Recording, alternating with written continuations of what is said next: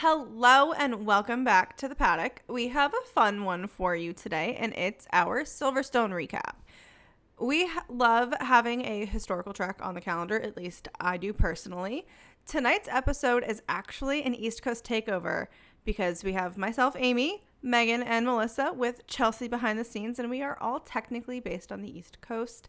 So we're going to kick things right off with what happened before we even got to free practice, quali, and race day. And that was the fact that Pierre Gasly got hit with what felt like 1,000,000 power unit penalties, which resulted in him basically automatically starting the race from the back of the grid because this man got 50 places as a penalty, which just seeing that written on a piece of paper was by far the funniest thing I think I have ever seen. My favorite tweet out of that whole penalty thing was that Pierre would be starting from France and going to Silverstone to finish the race. Literally still kills me thinking about it. I swear, Twitter and Threads, but Twitter more, always kills me with the reactions. Oh, there was a great one on Threads that somebody was saying that Pierre is basically starting from last week. Which, I mean, it's kind of accurate when you think about it. 50 places, how does that ever happen? Oh well, it is what it is. But I think for myself, the worst thing that was announced leading into this race weekend is the fact that Williams put everybody's favorite Florida boy in a Union Jack livery car on 4th of July weekend. Now, I understand it is Silverstone. I totally get it. They're a UK team. I understand. But really? 4th of July weekend, you couldn't have just made it a little less in your face? Because my heart broke for him where he's doing a podcast interview and he's asking people, do you know what weekend it is? And everyone's response is, yeah, it's Silverstone. And he went, no, it's the 4th of July. And it just hurt my heart because he's so patriotic. It's adorable. They honestly should have just given him the day off, and he would have just made it back in time for free practice, if we're being honest. F1, change your calendar so 4th of July weekend can be free because next year falls on a Friday, I believe. So I need him on a boat ASAP in Florida. I mean, even if he drives for IndyCar next year, though, he's still going to have to drive on the holiday weekend because they just had their race in mid-Ohio. But at least he'll be in America then. But in other news, Haas has signed Oliver Bearman for the 2025 season, meaning this will be the most Brits on the grid since 2013, with 4 full-time drivers starting the season, which is pretty cool. So next year at Silverstone, we'll have 4 Brits on the grid instead of 3, so maybe we'll get a 1, 2, 3, 4. Who knows? And Lando once again reunited with Mini Lando on Thursday during media day, and it is quite literally the cutest thing ever seeing this boy grow up for the past couple of years. It's so cute, and his little suit has changed because he's grown. Cutest thing ever. I love a Mini Lando sighting, but I also need to understand, does Mini Lando's parents, are they making his race suit? Is this a custom made thing?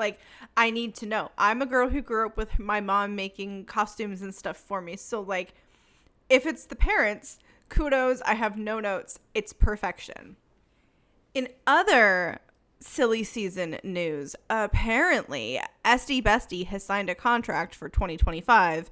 Now, this is according to Racing News 365, but so far we do not know what team it will be, which just sounds like chaos.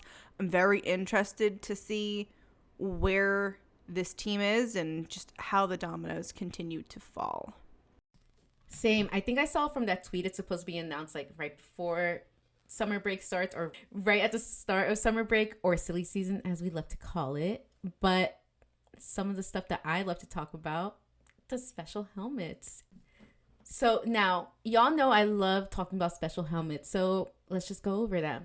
Pierre had a special one in collaboration with the French soccer team PSG.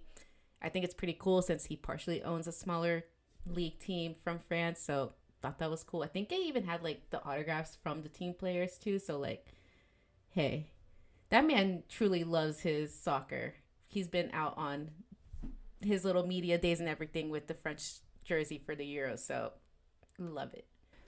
If you haven't seen on Pierre's social media, he actually watched the game with his girlfriend Kika, who's from Portugal, who was supporting Portugal.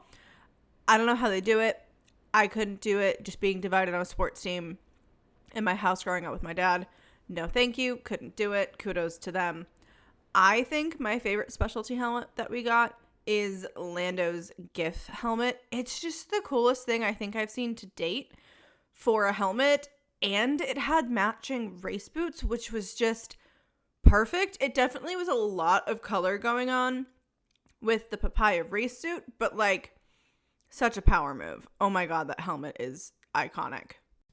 His helmets are always so fun, and I do wish they came back with that chrome livery that they did last year because I was living for that. Yeah, I'm not gonna lie. I was low-key expecting him to do a chrome helmet this year, just because I know how much he loves the chrome, especially considering he redid his Shelby Cobra and he put chrome on it. So that boy loves chrome. But my favorite thing about his helmet design this year is that he had a total of 5 helmets that he switched between throughout the weekend to give that like GIF. I know the argument is GIF or GIF, I don't know, but that GIF effect. So I thought that was pretty cool that he even switched helmets like mid-practice session too. Like, that's crazy. And Oscar also had special boots for this weekend. I think a fan designed them. I don't know. I saw on his Instagram story the other day, so they both had cool boots for the weekend. Now, apparently, Charles did something special too. I kept on seeing stuff about them, but to be honest, I couldn't tell the difference. It was like little details that were like changed. But Lewis also had a special helmet with his organization. I think it's an organization that he has, Mission 44 on top, which I love because I know he had a Pride themed one last weekend and he didn't wear it, I would think, on like actual race day. I think it was just for the free practice. So I love that he actually wore the Mission 44 for the actual race day. Now, I will say going into this race weekend, I was expecting some more specialty liveries than just what we got from Williams. I was expecting something from at least McLaren, maybe something from Mercedes. I don't know. I was a little let down on the livery front, but oh well, it is what it is. Heading into this weekend, we also got a teaser for the new movie F1, which I have feelings on the name, but that's a different story. But we got a teaser of it in the pre-race show, and it looks really good. The cinematography looks very moody. I'm really interested to kind of see more trailers for it, but I'm just really not sure how I feel about the name. It just feels kind of average to me. Yeah, I agree on the name. I feel like they could have done so much better. Like, Lewis, you couldn't have provided like a bit of a better idea. But I am excited to see it despite it being like a whole year away. All I know is that we will be sat in that theater watching it in IMAX. That's all. I think the craziest piece of silly season news that has come out leading into the race this weekend is that there is rumors that there are performance clauses in Checo's contract with Red Bull, which include if he is more than 100 points behind Max, when the current gap between Max and Checo is 119 points, and that there's also another clause in his contract that he can't be more than 5 places behind Max in the driver's standings either, which I just think is very interesting bits of information. I am very interested to see what happens with Checo and Red Bull, especially given the fact that we all know that like Red Bull drivers have Red Bull contracts. It's not team specific. So like, who knows what they're going to do? While we could speculate about that till we're blue in the face, we really should get into our free practice coverage. So I'm going to pass that over to Meg to kick us off. So just a little bit of an overview of kind of like the first 2 practice sessions. My boy Lando topped the first 2. of the weekend start out strong. And I think the most surprising thing was Lance Stroll was up there in second for, I believe, the first practice session. What a shocker. But he didn't end up there forever, but it was good to see Aston kind of getting their pace back this weekend. We haven't really seen them perform in the past couple of weekends, and after they just signed Lance again, it was good for him to kind of get up there. So, go Lance. Not gonna lie, it is always shocking. Not the biggest Lance fan, but I like seeing the mix up with the free practices because I'm always just like, what if? And also, Lewis topped the last practice session, which I love to see. It was just a true British takeover to start the race weekend, and I loved it because it just set like the whole tone and like vibe for the following days. We also got to see 4 rookies do practice sessions in FP1, including Ollie Behrman with Haas, Jack Doohan with Alpine, which hopefully he'll get the drive next year. My fingers are crossed. Isaac Hadger with Red Bull, and then Franco Colapinto with Williams. And now we're going to move into the qualifying session. Now, I personally love quali. It's kind of my favorite part of a race weekend. I know that might sound crazy to some people, but quali is just always a little spicy. Everyone's just kind of throwing things at the wall to see what sticks, so we just always get some chaos. Q1 was relatively standard for a bit until Checo Perez decided to go for a little spin with about 7.5 minutes left in the session, and he managed to get stuck in the gravel. I have to give the F1 TV camera crew a shout out because they oh so quickly panned to a shot of Christian Horner just shaking his head. And even though I am a Red Bull girl, that is one of the few times that I will agree with Christian Horner's reaction to something, because I also was sitting there shaking my head and giggling to myself because they've just signed this man to a 2-year contract and he's like not even getting through Q1.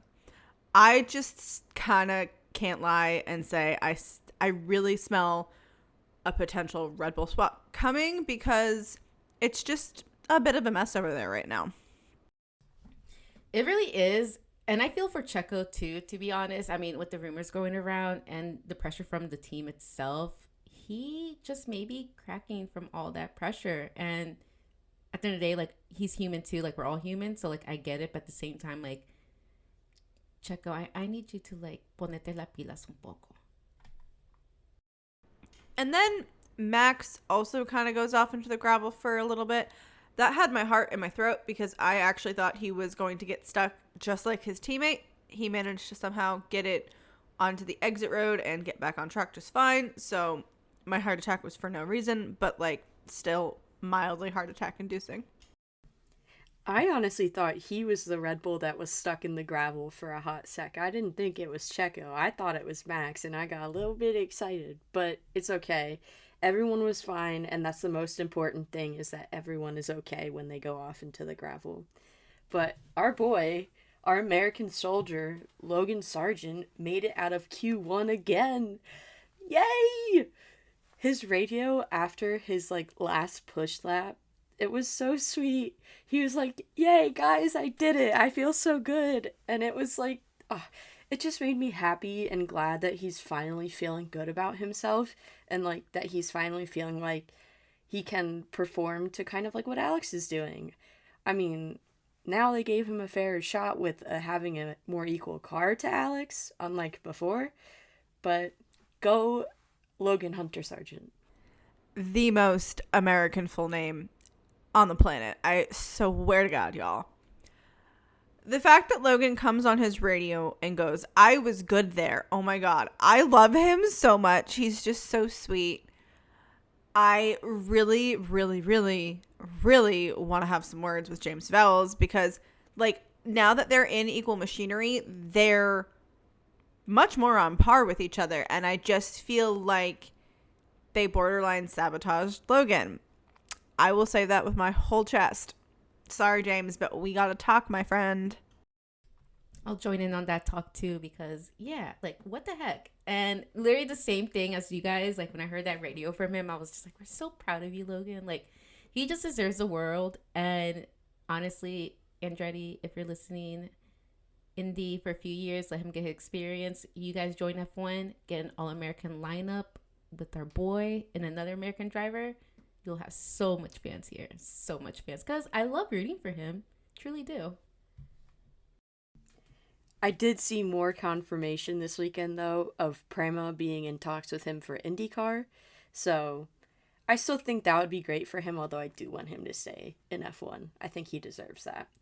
And honestly, I was here for the drama that was at the end of Q1 because of the rain and everyone all of a sudden was just coming out and doing lap times and they were coming in so fast and so quick that it was just a huge shuffling of the order. But I love when there's drama in qualifying. It makes it so much more interesting and you just never know what's going to happen, especially when all 20 drivers are still in to play. And can we talk about Joe out qualifying Bottas for the first time?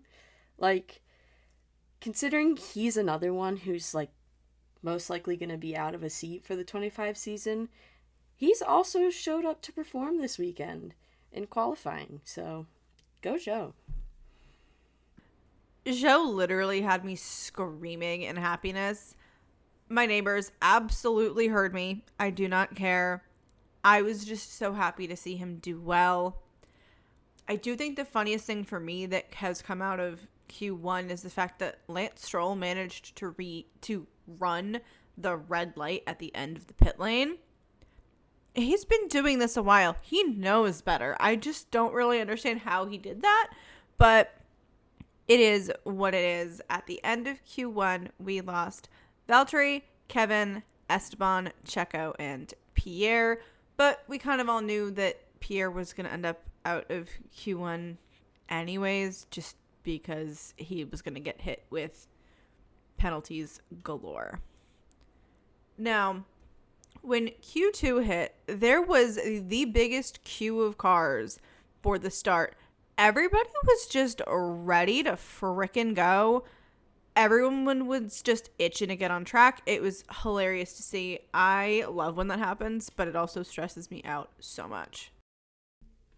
Yeah, Threat of Rain definitely makes everything more interesting, and especially at Silverstone, because I feel like there's always a threat of rain at that place, no matter what. But Charles out once again in Q2. What is going on with him and Ferrari? Especially since he's the guy that's staying at Ferrari next year. Like, what's happening? Someone let me know.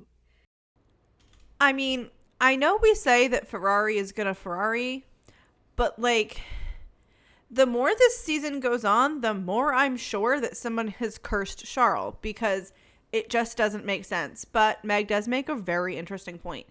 The driver who is doing basically worse this season is the one staying with the team, but the driver who's been more consistent currently still hasn't announced a contract for next season, which I just think is so interesting. Yeah, it really is because the universe literally just said, okay, Charles, we'll give you that Monaco win and you're just good for the season. Like, that's it. And I just want to know what he did in the past life to deserve what he's doing right now, or what he's getting right now, because it makes me sad. It just makes me sad. At the end of Q2, we lost Charles, Logan, Yuki, Zhou, and Daniel. In Q3, we saw Max have a little slide on his last lap, which, oh my god, that had to hurt because he was doing really well until he kind of lost the car a little bit. Yeah, I think he definitely had floor damage after he went into the gravel in the first qualifying session, or Q1, just because his lap times weren't really what they normally would be, so I think he definitely had some damage. But the most surprising thing, I think, for me, was the fact that nobody was able to beat Nico Hülkenberg's sector one time until George finally went quicker in the first sector on his push lap. Like, the fact that Nico had the fastest time in that sector in a Haas, That's crazy. Those Haas upgrades are really working for Nico. And we finally had the first all British top 3 on an F1 starting grid in 56 years. Very long time. This was also Lewis's first front row appearance this season, which it was really nice to see. Our final lineup was as followed: George in first, Lewis in second, Lando in third, Max in fourth, Oscar in fifth, Nico in sixth, Carlos in seventh, Lance in eighth, Alex in ninth, and Fernando in 10th. Now, I have to say, my favorite thing at the end of Q3 was that crowd. The way they were cheering for Lewis when he had his interview was everything I didn't know I needed. It gave me goosebumps. I always look forward to the crowd cheering super loud whenever Lewis finishes in the top 3, whether it be qualifying, sprint, or just like a race in general. But in general, to be in that Silverstone crowd cheering on, like feeling that energy and all, like to be there and everything. Because again, like Amy said, literal chills. Like, ugh. Now, after quali and kind of before the race, it came out that Checo was going to move from starting at P19 and instead would be starting from the pit lane due to changes made to the car during Parc Ferme without approval from the FIA, which I don't really think there's that big of a difference between starting P19 and starting from the pit lane. Like, you're starting from the back, period, end of sentence. Now, before we get into our race coverage, I do just want to say, I have to say 20 out of 10 on the fact that they had Hannah Waddingham do the anthem. I am obsessed with her, not just for Ted Lasso. I just think she's amazing. End of sentence. There's nothing she can't do, guys. I swear. Now, let's get into the good part of this episode, and that is our race recap.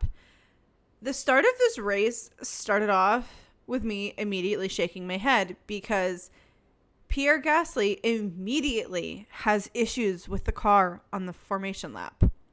Alpine, guys, what's going on? He took a 50-place grid penalty and the car can't even do a formation lap? He couldn't even start the race. That just hurt my heart so bad. That's another curse that we need to get into because, like, what has been going on? It's at the point where Alpine just needs a whole garage and like their headquarters, like a whole egg cleanse, sage, whatever. Because that's all. I have no words.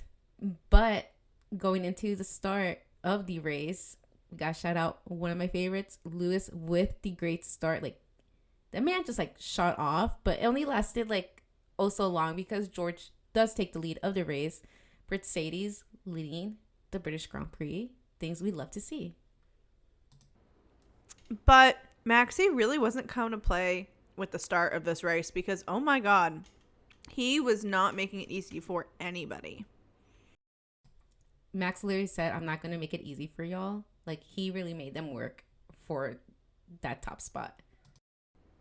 Now, my lap 2 thoughts had me going, do I put money on Lewis taking the fight to George? Because I really did not expect these two to play nice at all.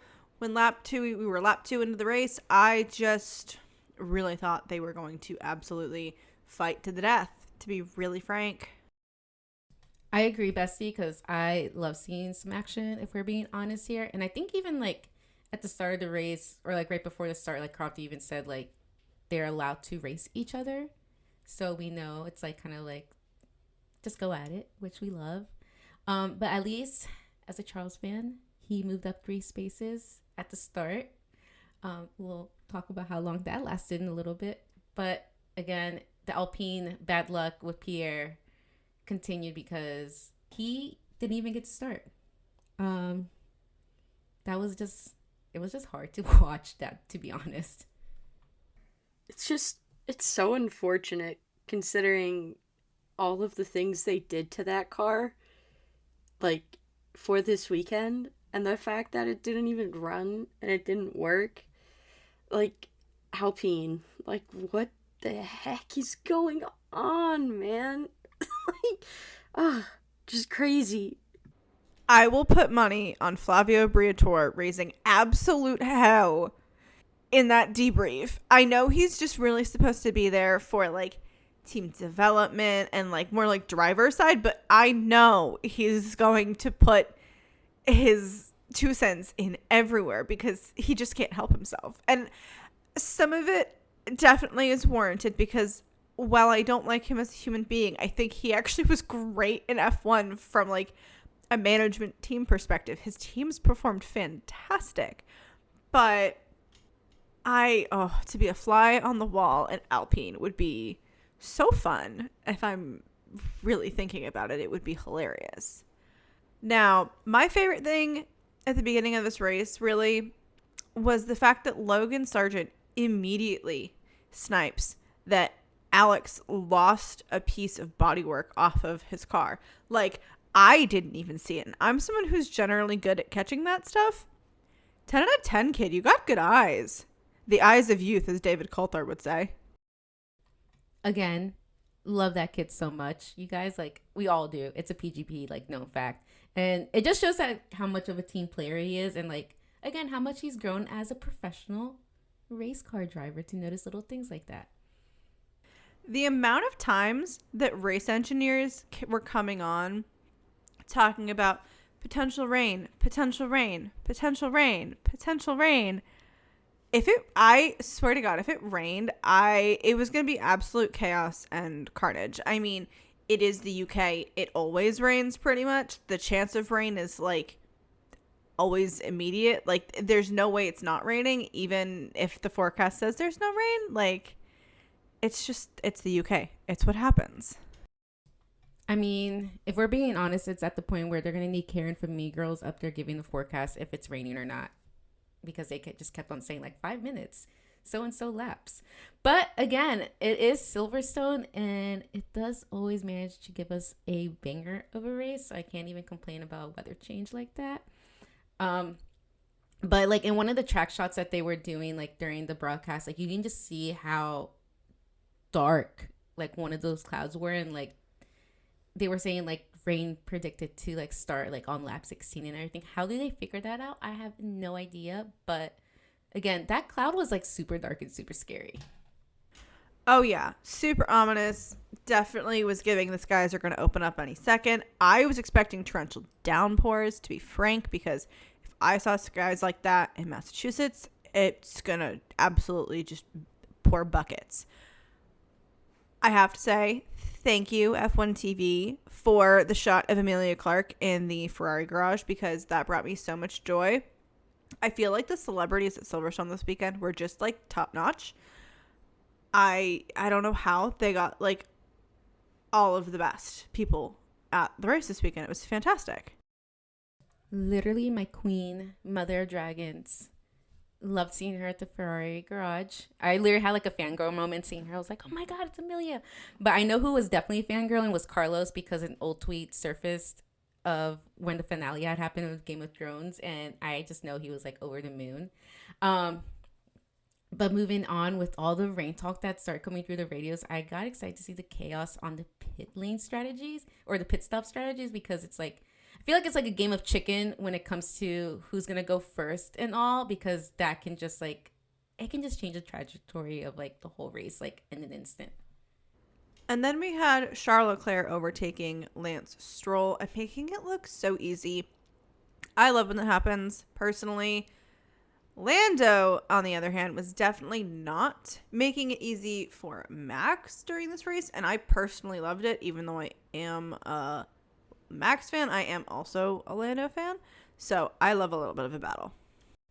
Same, especially after the Austria chaos, like, love it. But he did eventually get Max, and he eventually got to third, which loved it. I know myself and Meg definitely screamed probably at the exact same time. Yes, it was only lap 15, but like, hey, third is third. I will take it, man. And the way the McLaren and Lando have been looking this season, we can hope. And it's a lot of hope. But again, the crowd's reaction. Silverstone always has the best crowds, and I love it. We then had another McLaren go by Max.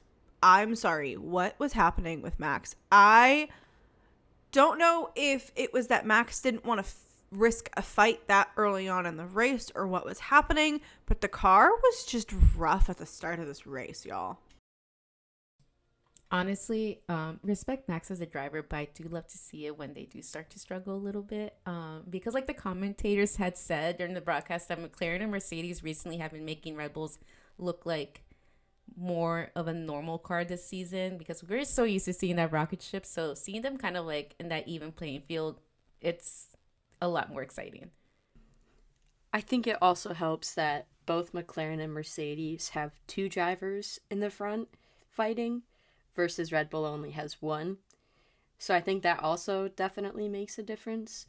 But McLaren has been such a hit or miss in the last couple of seasons, and they're finally leaning more towards the hitting rather than the missing. So that's great. And honestly, I'm happy that Mercedes is back as well, because they also, ever since 2021 happened, they've kind of just been going, yeah. But so it's kind of just, I'm just happy to see more fighting again, because it actually makes the race interesting. And like Amy said, Silverstone, the atmosphere there, even all the drivers talk about it. It's crazy. And that's like my dream race to go to, is Silverstone. That is the one that I would give a liver to go see. Like, I just want to go there so bad. PGP trip, anyone, to Silverstone next year, maybe in 2 years? Hello. But it brings me great pleasure to say this. Lewis was leading the British Grand Prix. Hello. I'm just thankful that that overtake from Lewis was clean, because I got really worried about them playing nice. I didn't think they were going to really risk it, but I was really, my heart was in my throat for a second, y'all. No, it really was, because literally right after that overtake, both Mercedes got off the track. And then Oscar did shortly afterwards. And I'm glad nothing happened, because I would have been very upset. But just seeing those three cars go off track was just not fun. And we had the DRS get disabled for a little bit due to low grip. It was definitely like raining. It didn't look like it was super, super heavy, but it was definitely enough that they needed to turn it off. Lando, of course, had me what seems to be my new normal of screaming my head off with his overtakes, because they were just off the charts this weekend. I swear to God, somebody put a boatload of pixie dust in the McLarens this weekend, because wow. It was just, I feel like we've not seen them be that feisty in a little bit. Lap 21, we had Lewis saying that there was still dryness in some spots on the track, despite there being a little bit of rain coming down. I feel like it was one of those like misty rains where it's enough to make you want to put an umbrella up or like a raincoat on, but not enough to be anything major, at least at that point in the race. Now, at this point, Lando is leading the Grand Prix, and I also love just how we had a variation of drivers leading this race, because it's just, again, super exciting. But I just know Lando's dad was absolutely freaking out when his son was leading the Grand Prix, because, I mean, what parent wouldn't anyways? I mean, his whole family was there for the race, so I am assuming that his entire family was collectively losing their minds, because, I mean, whose family wouldn't collectively lose their minds if your son, brother, cousin, sibling, whatever is leading the, your home Grand Prix? I can tell you my family was losing their minds after he had that double overtake, because I've somehow convinced all of my family to watch these races with me, and simultaneously also convinced them to be Lando fans. So we were watching it and we saw him do the double overtake and we were like, yes, yes, yes, go Lando. And then we saw Oscar do it and we were like, yes, go Oscar.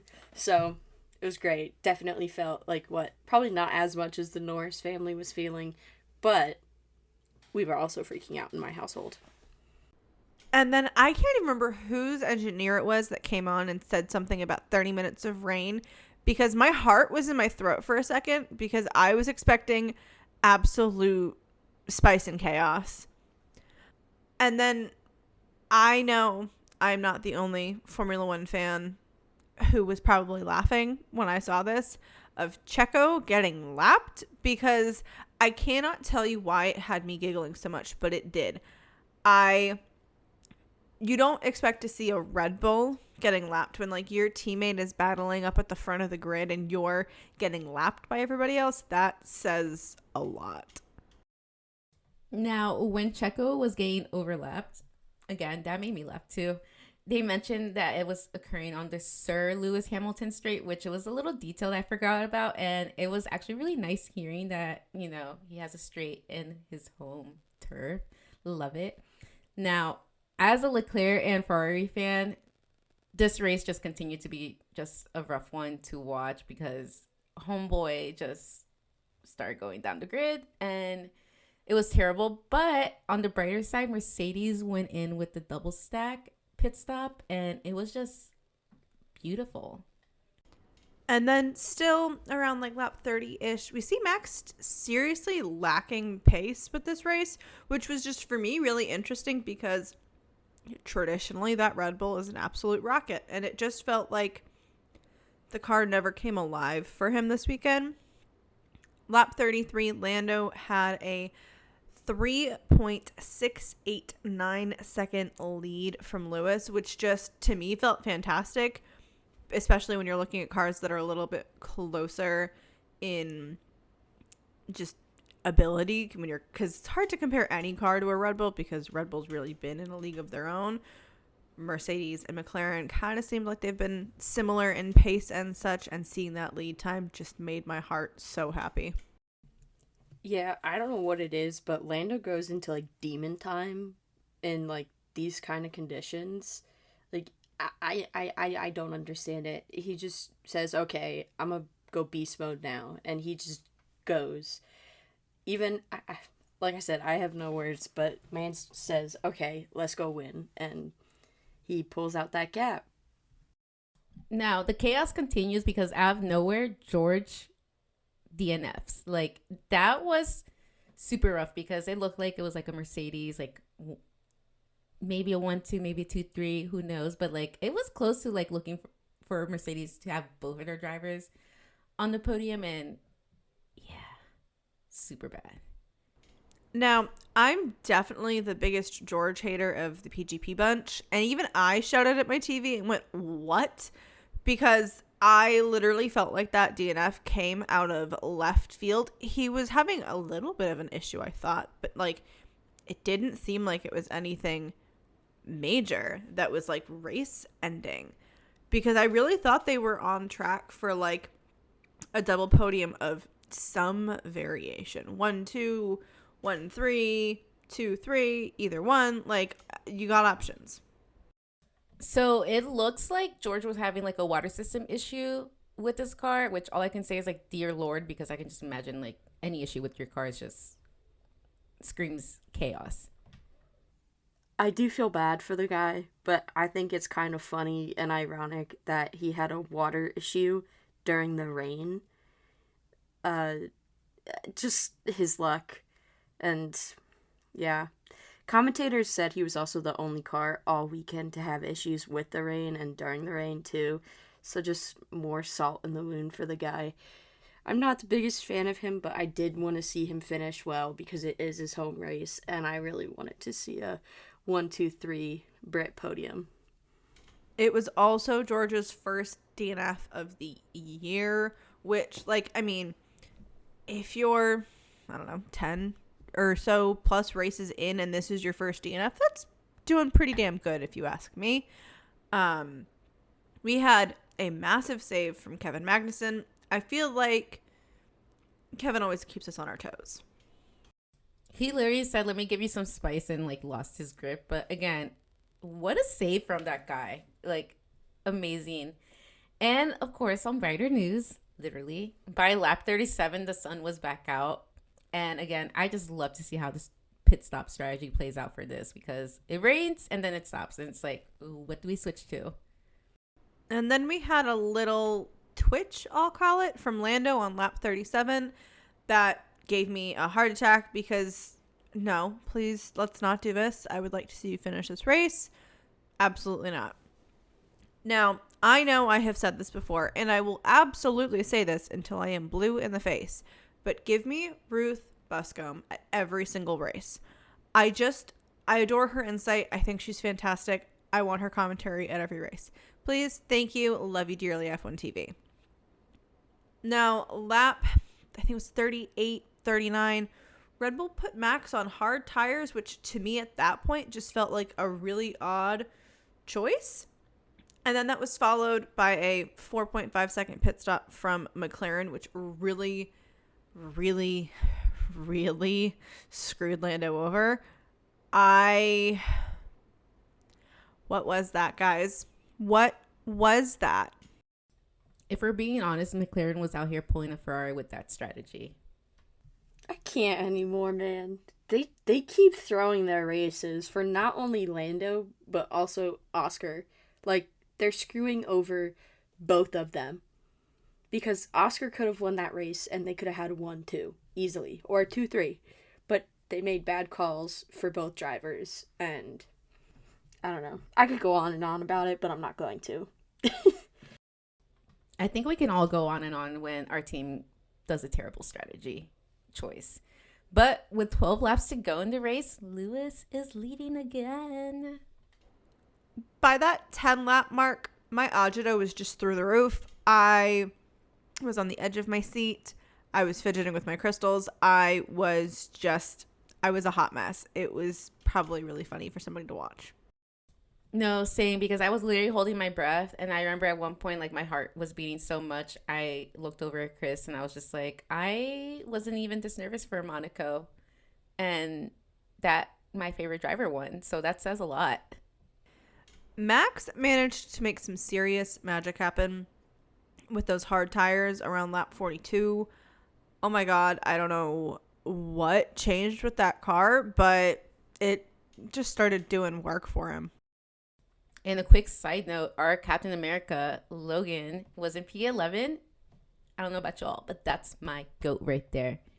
However, I'm sorry to Lando and his fans, but I feel like he should have fought more with Max for that P2 spot. I felt like it was just too easy, and he just let him slip by.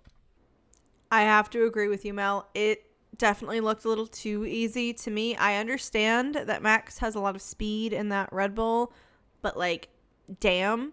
I mean, I know the F1 TV team kept saying that there wasn't much that Lando could do, but I mean, we also saw them battling really hard last race, so I guess I was just expecting more from them.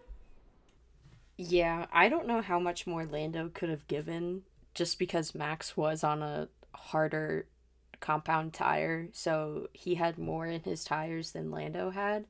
So I think Lando ultimately came to the conclusion that pushing against Max wasn't worth it because it wasn't going to get him anywhere, considering he didn't have the pace in comparison to Max.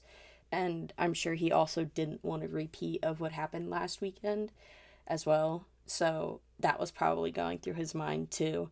And I know, like I've said before, I watch his onboard throughout the whole race because I like to know what's going on with him. And he pretty much said his front left was done by that point. So he had nothing left. Now, we have mentioned the iconic celebrity sightings, but Mr. Bean was in the Mercedes garage. I don't know what his actual name is, but I know him as Mr. Bean, and I literally love him. I think my favorite celeb sighting for the weekend is the fact that they had Sir Brian May waving the checkered flag. I just think that was a perfect choice from Silverstone. Oh my god, yes. And with great pleasure, Lewis wins the British Grand Prix. Let's freaking go. We also had Carlos Sainz with fastest lap, and Lewis also got driver of the day, which felt so deserved if you're being frank with me. And that radio from Bono hit like crack, literally. Like, I was so happy for Lewis, and just hearing how happy Bono was for him, it was just a moment. I have missed hearing Bono say, "Get in there, Lewis," because I spent so much time hearing it. And also the fact that Lewis was so emotional, it made me want to cry. I have nothing else. We were definitely crying here in the social household, so everyone was just full of emotions. I was so glad to see him get that win after those long 2.5 years waiting, and just to see how much it meant to him was everything. Like, it meant so much, and you could tell. Now, one of my favorite moments after the checkered flag was when the race marshal gave Lewis the UK flag. It was just lovely to see. Now, I think it's pretty standard that marshals will always keep the flag of like the home driver, which I think is just like super sweet. And I know it's always like the fans love to see it. I mean, it's so sweet. And speaking of sweet, we saw George congratulating Lewis on the win like right after the race, and I just love the sportsmanship. I know they had their moments, but seeing them root for each other or congratulate each other when one wins, it's nice to see. I think for me, the craziest statistic that came out of this race weekend is the fact that it's been 945 days since Lewis Hamilton's last win in F1, which I just think is crazy when you think about it. But he now has 104 victories, which is also just as insane. And honestly, it was my first time seeing Lewis win since becoming a fan of the sport, and what a moment I've been waiting to witness. That's all I can say, and knowing that he's out here breaking these records over and over again is just lovely.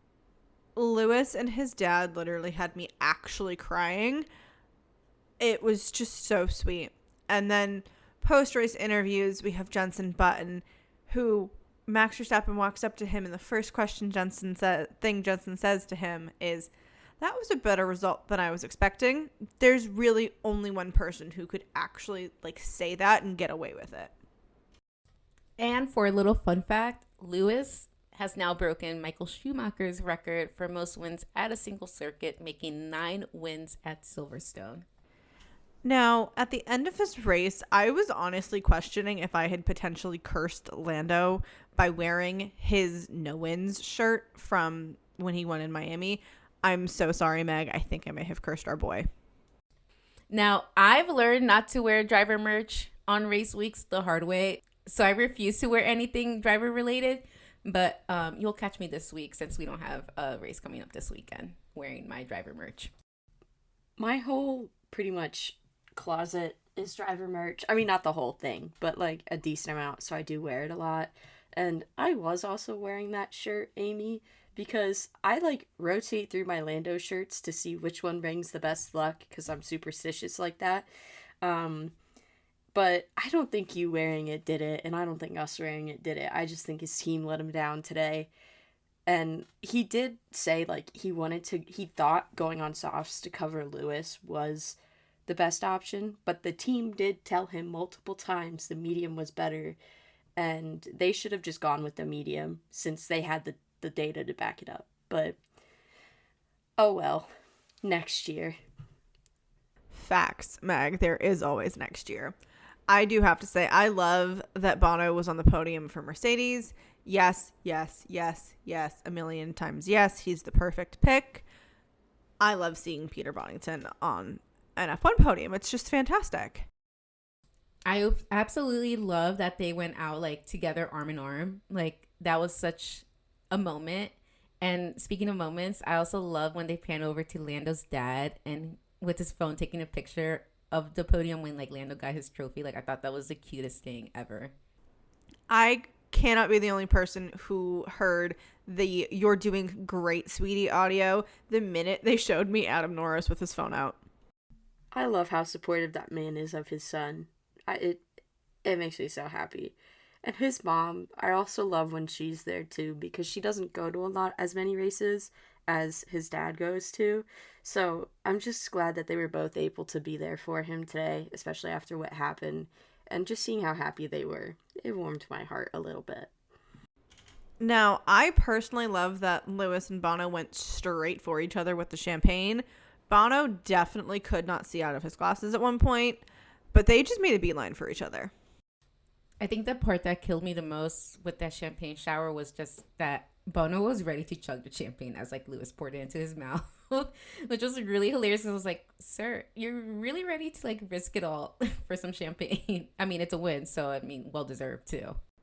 Now, when the checkered flag came out, Logan finished in 11th, which just to me really, really, I find so interesting that now that he is in the same car as Alex, he's on par with Alex. Williams, we gotta talk because y'all look a little shady for that one, personally. Someone's about to like leak that there's an email out about something that Williams is doing. That's what's gonna happen. But as for driver standings in the Drivers' Championship, Oscar is officially ahead of Checo, which has just been so interesting to see that play out. Checo's downfall honestly has me on the floor because I really feel like that 5 places behind Max option opt-out that's in his contract I just feel like it might actually come to play if it's actually in there. Yeah, Checo's downfall, honestly, it's sad to see because I like to root for him as he is the only Latin American driver on the grid. But it's getting to the point where I'm questioning Red Bull's decision to sign him again. But anyways. Like I said before, I think it has a lot to do with sponsors and money. But anyways, considering Logan is continuously out-qualifying him, but Logan is the one who seems to be under, like, a ton more pressure, blows my mind and makes me question what Red Bull is doing and, like, what they were thinking. Now, the craziest thing to me is the fact that after this race, there's only 71 points between Red Bull and Ferrari in the Constructors' Championship standings, which isn't really that much when you think about it. And with the way McLaren has been doing this season, I wouldn't be surprised if they slip in between the two teams later this season. They are only 7 points behind Ferrari now, so I think we could see a switch up happening in Hungary, or I hope. Just because, no shade to Charles, but McLaren's 2 drivers have been outperforming Ferrari's 2 drivers. So, and 7 points is like chump change. So I think we could see a switch happening in the near future. Now, while we could talk about the race all day long, and trust me, we really want to, we do need to move on to the fun part of our race recaps, which is our predictions. As always, I pulled out my pendulum and my crystals for mine because I can't help myself. I really cannot wait for Budapest. It's always a race that I look forward to in the calendar. So let's just get right into what my predictions are. P1. Maxi Taxi is going to be out for blood. Let's be really honest, y'all. This man is coming for people's necks. And I'm going to love every second of it. P2, we have Oscar. Please, I am seriously manifesting this for him. I really, really need an Oscar podium again. It's been a really long time and it needs to happen. P3, Lewis. I actually feel like this one has potential. I feel like we're starting to see more consistent pace from Mercedes again. And I feel like we see a renewed, maybe even refreshed Lewis Hamilton. I just feel like this might actually have potential. Now, I have to be honest because at this point in the season, I feel like it's anyone's win. Now, will we see something out of the left field like a Williams or Haas or Alpine V-Carb? Probably not. But the other teams, probably yes. However, realistically speaking, Max will probably win like Amy said, that man will be out for revenge. And it's been 2 back-to-back races where he hasn't won. Yes, on the podium, but no wins. So he's going to be out for vengeance in Hungary. But I am hoping for a Ferrari comeback, especially from Charles. Please, someone figure out that hex that he has. Because the team in general, I feel like they started off really good this season. Well, they've just been falling off, and I have not been enjoying that recently. But I mean, it's like they were like, well, we got a win out of each of our drivers, so we're good for the season. Like, no, we need more. However, for the podium, back to that, Max will probably, take that P1 spot. Lando and maybe a Mercedes, but not sure which one will finish out that top 2 or the top 2 and 3 spot. It's been the trend lately that's like a variation, a mix of all drivers, and honestly, not upset about it. I've been enjoying the fights, and I will root for more fights for the podium. I keep predicting Lando to win, and I don't even know anymore after these 3 races. If McLaren can pull it together, he could win, but that's a big if they can pull it together. We're in Hungary, so my guess would probably be Max P1, and because of the corners, realistically, it would probably be the Mercedes boys up there just because they're really good in high-speed corners, but I'm hoping it's Lando and Oscar. It'll be a fight between those 2 teams and Max, if we're being realistic. So, who knows what's going to happen in 2 weeks. Now, to close out our episode, we have a driver of the week, which of course has to be Sir Lewis Carl Davidson Hamilton, because, I mean, why not? And who doesn't love a banger of a race like Silverstone gifted us this year? Let us know your thoughts on today's podium finish. Everywhere we are Paddock Girls Podcast, except for Twitter, X, whatever it's called these days. There, we're Paddock Girls Pod. Thanks for joining us in the paddock today, and see you in 2 weeks at the next race in Hungary. Bye. Bye. Cheers, mate.